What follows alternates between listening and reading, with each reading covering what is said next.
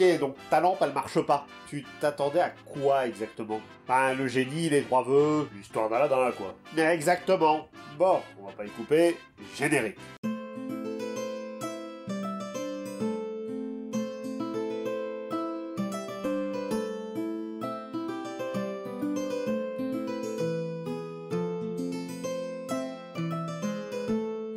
Salut à tous, est-ce que vous connaissez Aladin? Quand on parle de contes et de génie, le premier auquel on pense, c'est bien souvent le récit d'Aladin et de sa lampe magique. Un conte qu'on a associé aux Mille et une nuits. Pour en savoir plus, on a fait une vidéo dessus juste ici. Aladin ou la lampe merveilleuse, qu'on peut aussi appeler Histoire d'Aladin ou la lampe merveilleuse, Aladin et la lampe merveilleuse, ou tout simplement Aladin, ça reste l'un des contes les plus populaires, les deux autres étant Sinbad et Ali Baba. C'est même assez amusant que les contes des Mille et une nuits les plus connus, c'est ceux qui n'étaient pas dedans à la base. Et pour vous dire à quel point c'est populaire, la première adaptation d'Aladin, c'est une pièce de théâtre en 1805, écrite par Adam Gottlob Oehlenschläger, un dramaturge danois. Et justement, en parlant de danois, notre bon vieux Hans Christian Andersen, le papa de la petite sirène et de la Reine des Neiges, en a écrit une version. Mais pas du tout. Si. Écoute, j'ai beau passer tous ces contes en revue, je vois pas d'Aladin. C'est parce qu'il ne s'appelle pas Aladin, mais Le Briquet. Un conte de 1835 qui s'inspire fortement de notre histoire perse. On remplace juste Aladin par un soldat, et notre lampe par un briquet. Ouais, parce que c'est thématique avec la faute. Oh, et puis merde! Et on remplace le génie par 3 chiens. J'ai dit que c'était inspiré, j'ai pas dit que c'était forcément mieux. Par contre, on y retrouve également une princesse. Mais s'il y a bien une version qui va rester dans les mémoires, c'est le film d'Arthur Benzaken, avec dans le rôle titre, Kev. Tu vas quand même pas parler de cette version, parce qu'il en existe une autre. Il dit, évidemment, viens ici. Bon, la version qui va rester dans les mémoires, c'est bien évidemment le 31e classique d'animation de La Firme aux Grandes Oreilles. C'est bizarre de se retrouver ici. Un film sorti en 92, mais dont le développement a commencé en 88. Oh tiens, on a ce film, nous, suite à une idée du parolier Howard Ashman, qui a pas mal bossé au théâtre en écrivant Cause Maggie is Afraid of the Dark et Dream Stuff. 2 pièces qui n'ont pas réellement eu de succès. On s'en fout, la pièce a été un flop. Mais qu'on se rassure, il aura un succès avec l'adaptation de la comédie horrifique La Petite Boutique des Horreurs en 82, qui servira par la suite de base au remake de Frank Oz, 4 années plus tard, pour lequel il écrira de nouvelles chansons.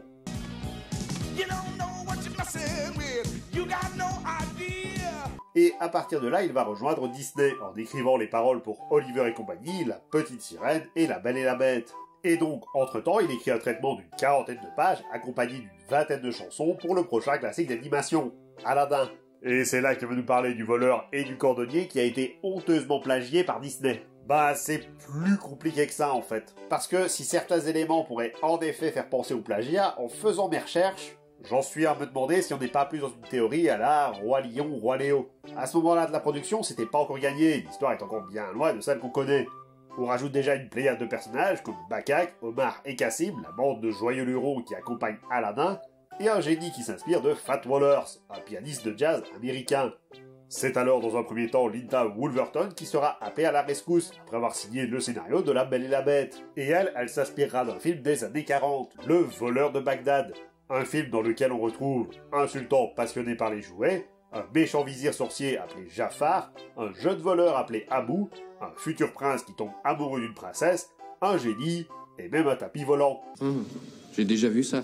C'est à ce moment que les réalisateurs John Musker et Ron Clements débarquent dans le projet, ayant favorisé Aladin à une adaptation du Lac des Cygnes ou au projet du Roi de la Jungle, qui deviendra par la suite un petit film à succès. Ils rajoutent également quelques personnages, notamment Raja le tigre, et font de Abou un singe. Ce qui veut dire que les amis d'Aladin ont été remplacés par un singe. Je suis sûr que ça a dû leur faire plaisir. Regarde, Franck, elle veut te serrer la main.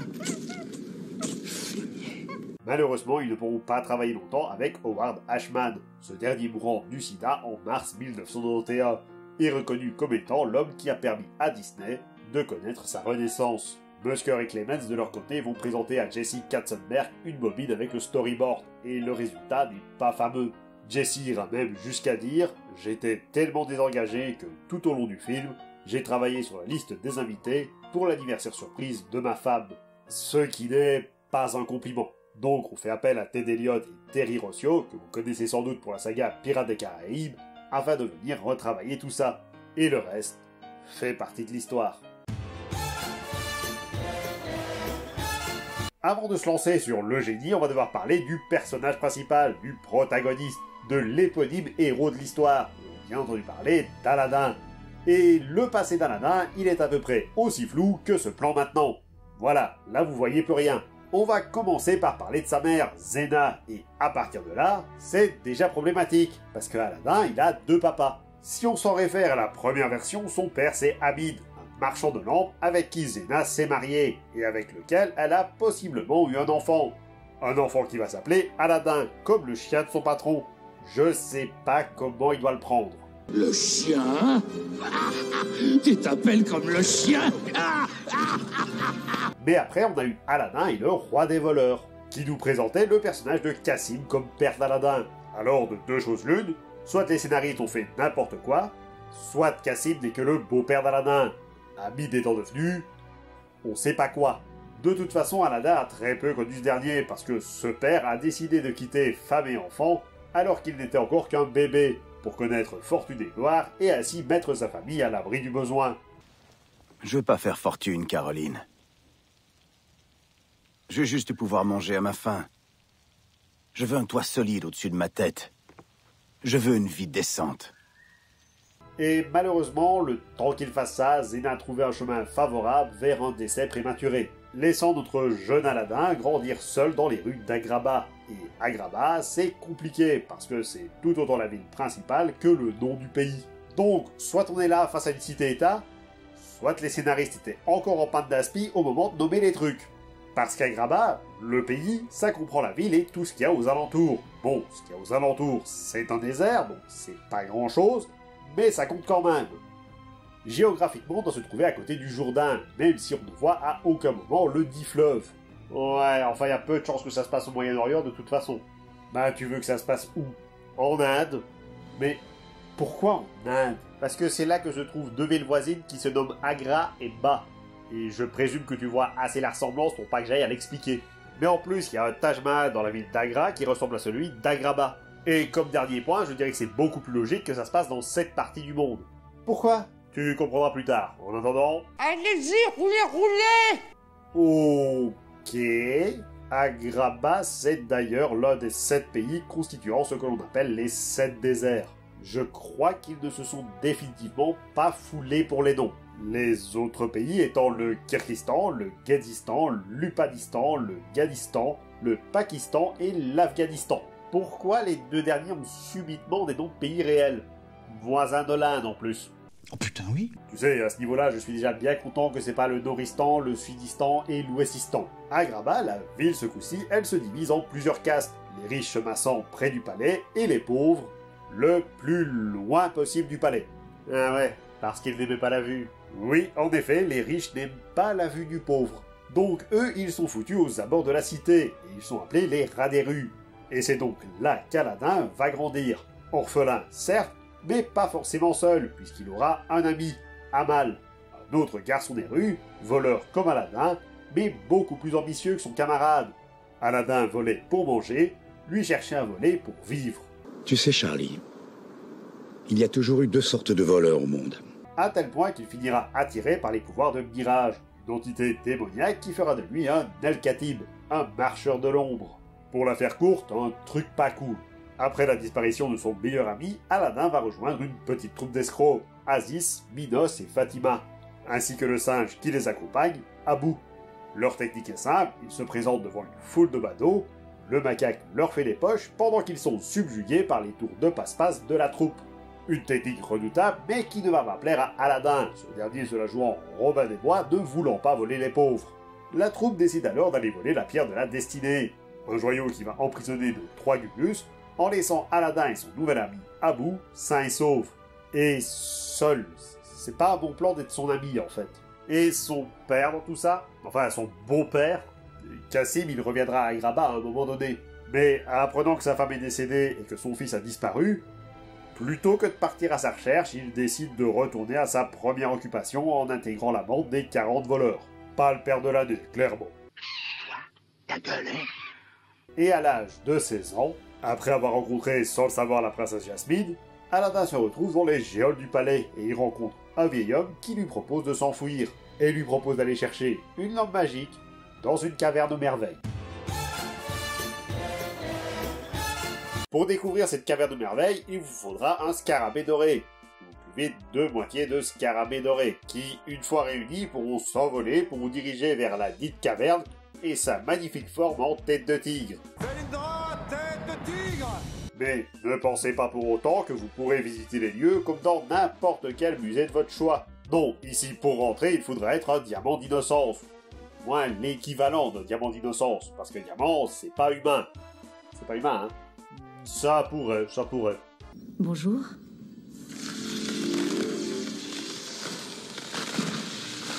Bonjour. Enfin, si vous n'êtes pas un diamant d'innocence, vous risquez de finir comme ce pauvre Gazib. Et après, la caverne disparaîtra et vous devrez recommencer le processus. Même si rien n'indique que la caverne changera de place. Parce que dans ce cas-là, vous prenez une pelle et vous lavez votre caverne. Mais qu'est-ce que vous faites? Oh, eh ben... J'aplanis une motte. Et donc, bien entendu, le diamant, c'est Aladdin, qui pourra rentrer dans la caverne sans aucun souci. Et il y rentre avec Abou parce que, visiblement, les singes, ça compte pas. Pourtant, quand on connaît le monarque simiesque, on pourrait se douter que ces bestioles n'ont absolument rien d'innocent. Tu vas un jour arrêter de nous parler du roi singe? Jamais! Donc, dans cette grotte, constituée d'énormément de merveilles, pièces, pierres précieuses, statues et tout ce qui pourrait avoir un peu de valeur, et pour filer la métaphore de tout à l'heure, c'est comme dans les musées, tu ne touches à rien, sauf à la lampe. Parce que les règles, c'est un peu comme ils veulent. C'est vraiment rassurant de savoir que vous maîtrisez votre sujet. Hein. Notons aussi que ça ne compte pas pour la tapisserie, parce qu'ils vont quand même embarquer un tapis magique, et ça ne pose de problème à personne. Par contre, petite question, d'où ils viennent les trésors? Qui est-ce qui les a mis là? J'en sais rien, moi c'est pas indiqué, mais il y a quand même une théorie intéressante à ce sujet. La grotte aurait été créée par l'ancien propriétaire du génie, qui aurait donc demandé dans ses 3 vœux une grotte remplie de richesses, un moyen de se déplacer qui ne manquerait jamais d'énergie, le tapis volant, et enfin que la grotte ne soit accessible que par un diamant d'innocence, histoire que ces richesses et la lampe ne tombent pas en de mauvaises mains. Mais donc, justement, notre génie de la lampe. On sait que ça fait 10 millénaires qu'il est bloqué dedans au fond de sa grotte. Cependant, on pourrait dater sa naissance il y a environ 65 000 ans. Et à l'époque, des génies, il y en avait un paquet, puisque notre génie estime qu'ils étaient plusieurs dizaines de milliers, répartis en 72 tribus. Tiens, c'est amusant cette coïncidence. Quelle coïncidence. Ah oui, c'est vrai, t'étais pas là la dernière fois. Ok, et parmi ces 72 tribus, on retrouve les Maribs, les Ifrites ou les Ghouls. Et si vous suivez les vidéos, vous savez d'où ça vient. Et contrairement à ce qu'on pourrait penser, les génies ne sont pas forcément bons. Je trouve qu'elle l'a pris plutôt bien. En plus des humains qui deviennent des génies, évidemment. Puisque si la majeure partie des génies ont une tendance à l'altruisme, ils méprisent ceux qui seraient plus enclins à faire le mal et n'hésitent pas à leur faire payer. Et ils faisaient comment? Bah, ils les emprisonnaient dans des lampes, ou dans des bouteilles, ou dans n'importe quel objet. Ah, attends, c'est un djinn qui enfermait le génie dans la lampe? Alors oui et non, parce que c'est pas forcément les seuls à le faire. Les autres étant les Mukhtar, race d'hommes lézards qui s'est juré de tuer ou d'emprisonner tous les génies. Et pour les emprisonner, il leur passait au poignet des menottes magiques, ne pouvant être retirées que par celui qui les avait mises, ou par un souhait visant à les libérer. Les génies devaient ainsi servir ceux qui possédaient la lampe en leur accordant 3 vœux. Mais en contrepartie, ils avaient plus de pouvoir. C'est ça. Je vois pas quoi c'est une bonne nouvelle, mais c'est ça. Les génies devront cependant respecter plusieurs règles. Les 3 principales étant pas tuer directement quelqu'un, de ne pas faire tomber quelqu'un amoureux, et de ne pas pouvoir ressusciter les morts. On pourrait le croire, mais ce n'est pas véritablement la 3e règle. En fait, notre génie en est capable, c'est juste qu'il préfère pas le faire. Non, la 3e véritable règle, qui est tellement évidente que personne n'y pense, c'est qu'il peut pas accorder plus de 3 vœux. Mais ce n'est pas tout, car il ne peut pas non plus commettre le péché d'avarice, rompre une promesse, ou lier sa magie avec celle d'un sorcier ou d'une sorcière, parce que ça risquerait de détruire le tissu même de la réalité. Hypothèse la plus pessimiste, je te l'accorde. Le cataclysme pourrait être plus localisé et affecter uniquement notre galaxie. Ok, mais ils ont quand même des faiblesses. Oui, malgré ses pouvoirs cosmiques phénoménaux, un génie n'est pas infaillible. Et on peut les définir en 5 points.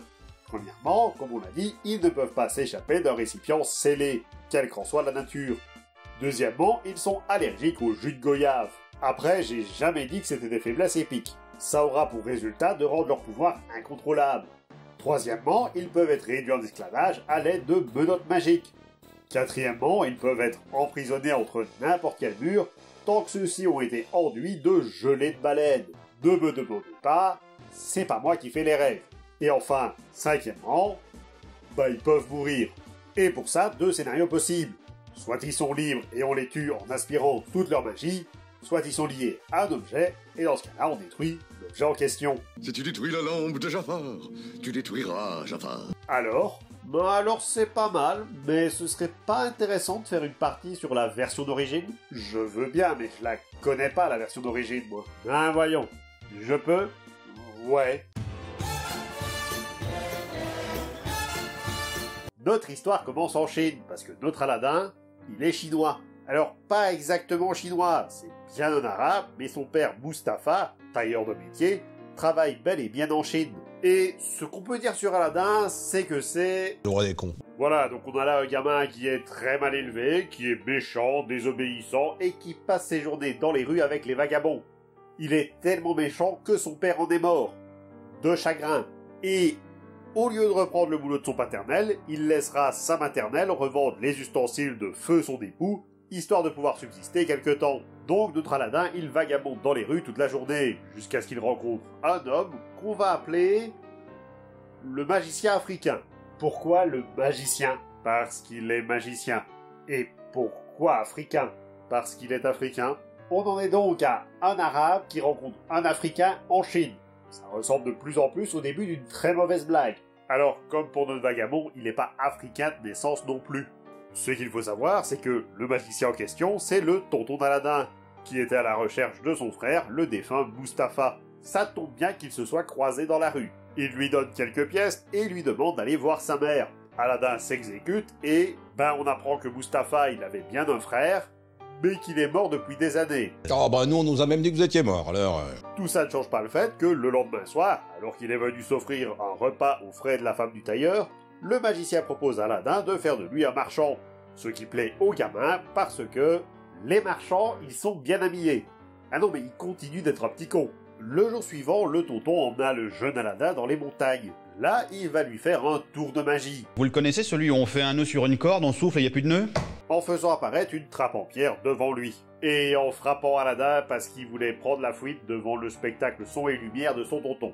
Drôle de tour de magie. De là, il va élever la voix pour le gronder. Bilbo sacré! Avant de se calmer. J'essaie de vous aider.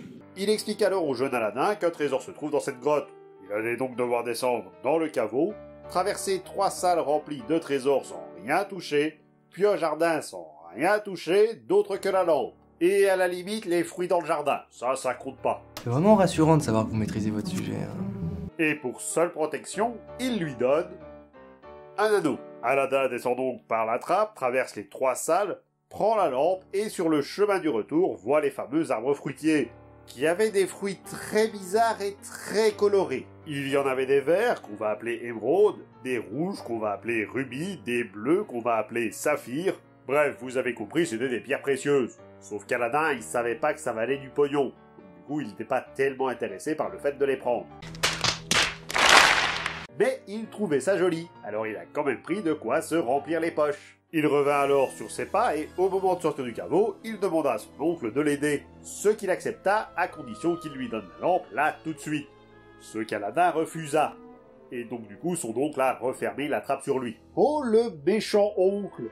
Oui, enfin, à ce stade-là, on a bien compris que c'était pas vraiment son oncle, c'est juste un vrai magicien qui vient réellement d'Afrique et qui voulait juste la lampe pour lui tout seul. Et vu qu'il ne pouvait pas entrer dans le caveau, pourquoi? C'est jamais expliqué. Il a demandé au jeune Aladin d'y aller à sa place parce que c'était une perte acceptable. Notre magicien repartit donc pour l'Afrique et c'est une fin de tournage pour lui. De son côté, Aladin resta 2 jours dans le caveau, à appeler son oncle en vain. Et ce n'est que le 3e jour qu'il frotta la lampe pour faire apparaître le génie. L'anneau qu'il avait au doigt. De quoi? Ouais, le génie ne vient pas de la lampe. Et Aladin demanda à son nouveau compagnon la possibilité de sortir de la grotte où il se trouve. Ce que le génie fit sans plus attendre. Notre jeune vagabond qui pouvait enfin rentrer chez lui décida de vendre la lampe, histoire d'avoir un peu d'argent. Sauf qu'avant de vendre la lampe, sa mère décida de la laver en prenant un peu d'eau et en la frottant, ce qui provoqua l'apparition d'un autre génie. Et Aladdin décide donc de demander, cette fois-ci, à manger.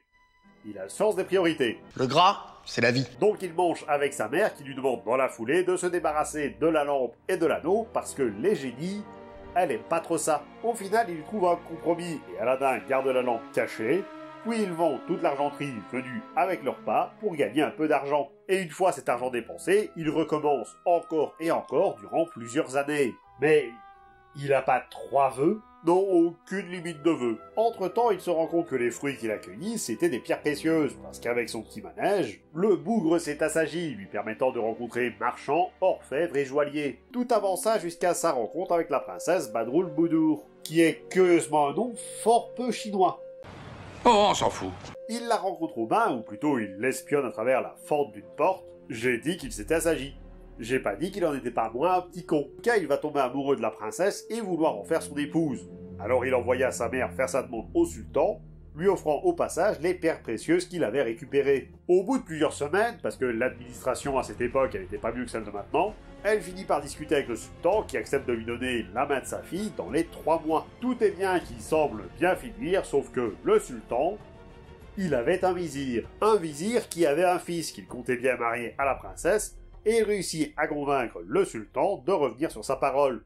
Ce qui fait qu'après seulement 2 mois, Badroul Boudour se préparait pour son mariage. Oh le salaud! Attends de voir la réaction d'Aladdin. Parce que notre jeune homme va demander de l'aide au génie en formulant un souhait. Non pas de faire en sorte que la princesse tombe amoureuse de lui, non pas de faire en sorte que le fils du vizir disparaisse, non pas de faire de lui un prince, mais en demandant au génie d'amener le lit de la princesse et de son mari, une fois qu'ils sont dedans. Oh le salaud! Ah mais c'est pas fini! Parce qu'une fois que le lit est chez lui, il demande au génie de mettre le fils du vizir au frais, lui il se déshabille, et il se met dans le lit de la princesse. Maintenant tu peux. Oh le salaud! Mais qu'on se rassure, il a mis un sabre entre lui et la princesse, histoire qu'elle la lui taille en biseau s'il tentait quoi que ce soit. Donc je présume que ça excuse. Il recommença la nuit suivante et le fils du vizir finit par annuler le mariage, laissant Aladdin seul prétendant légitime à la main de la princesse. Ah, celle-là tout de même, je sais pas si je l'aurais tenté. Et c'est une fin de tournage pour le fils du vizir. Donc, au bout de 3 mois, lorsque la mère d'Aladdin se représente au sultan, qui, n'ayant jamais réellement voulu donner sa fille au premier venu, essaya de trouver un moyen de se dérober à cette demande, ce à quoi le vizir lui conseilla de donner un prix tellement élevé qu'Aladdin ne pourrait pas le payer. Bon mais, y a quelqu'un de sympa dans l'histoire? Bien évidemment, avec l'aide du génie, le gamin récupère les richesses en moins de 30 secondes, et le sultan, il est bien obligé de dire oui. Dans la foulée, il demanda au sultan s'il pouvait construire un palais proche du sien pour y accueillir la princesse, un palais qui fut construit en une seule nuit. Ce qui a surpris à peu près tout le monde, sauf le sultan, qui s'est dit que c'était parfaitement normal, et qu'en y mettant les moyens, rien n'était impossible. Ainsi, le mariage entre Badroul Boudour et Aladdin eut lieu. Mais attends, la princesse, elle va le reconnaître? Non, absolument pas. Alors d'autant que le plus fou, c'est que les gardes reconnaissent mes fringues, mais pas ma gueule. Donc, le mariage entre Badroul Boudour et Aladdin eut lieu, les années passèrent, et le sorcier africain refait son apparition. En fait, dans un élan de nostalgie, il en est venu à se demander si le gamin qu'il avait abandonné, il avait ravalé son acte de naissance ou pas. On en est à minimum 10 ans avant de se poser la question. Et donc, usant de pouvoirs magiques sur du sable non moins magique, il apprend que le gamin est vivant, qu'il a une épouse et un palais. Alors, ni une ni deux, il prend son cheval et se rend jusqu'en Chine pour lui offrir une pomme empoisonnée. Ou alors je me trompe de compte. À l'inverse, il imagine un plan des plus ingénieux, à savoir profiter que le désormais prince Aladdin soit parti à la chasse pendant 8 jours pour acheter des lampes neuves, déambuler à portée du palais en proposant d'échanger des vieilles lampes pour des nouvelles, en espérant que la princesse se débarrasse de la vieille lampe magique, parce qu'Aladin l'avait laissée sur le rebord de la fenêtre.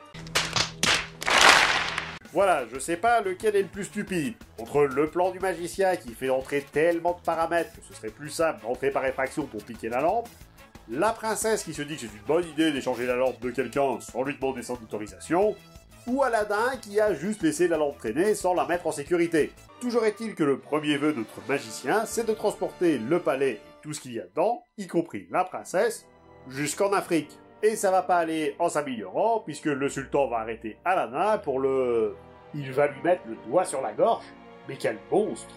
Non, il va lui couper la tête. En tout cas, c'est ce qu'il allait faire avant de lui demander de retrouver sa fille dans les 40 prochains jours. Et Aladdin, il va faire du porte-à-porte, histoire de voir si quelqu'un n'a pas vu son palais passer. Et curieusement, ça va pas marcher. En revanche, ce qui va marcher, c'est l'anneau qu'il a au doigt. Parce que oui, on rappelle qu'Aladdin, il a 2 génies.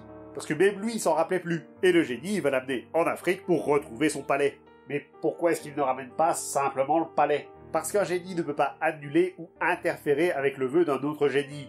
Donc si Aladdin veut récupérer ses biens et sa princesse, il va devoir récupérer la lampe.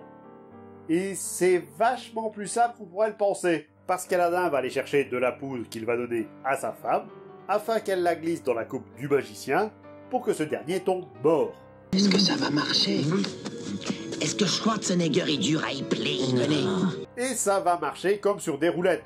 Aucune embûche, rien. Donc en se servant de la lampe qu'il extirpe du cadavre encore chaud du magicien, il ramène le palais là d'où il venait. Ok, alors c'est bien, mais ça n'explique pas pourquoi la lampe elle ne marche pas. Parce que ce n'est pas la lampe d'Aladin? Comment ça? Salut à tous, est-ce que vous connaissez les djinns? Ce dernier a décidé de créer les djinns à partir de leurs essences. Ben, il s'est contenté de tuer les derniers de leur race, tous les autres ayant été tués par Nigel. Y a un génie sympa dans le tas ou bien? La magie de notre génie est convertie en magie noire. C'est la lampe de Shantae. Ouais, donc, en la frottant, j'ai libéré la magie noire sur notre monde. Faudra s'en occuper un jour. Je vous remercie d'avoir regardé cette vidéo et j'espère qu'elle vous a plu. N'hésitez pas à commenter, liker, partager, à vous abonner pour ne manquer aucune des prochaines vidéos. Vous pouvez également me suivre sur les réseaux sociaux. Moi je vous dis à très vite. Et le Grimm Squeaker pour vous servir.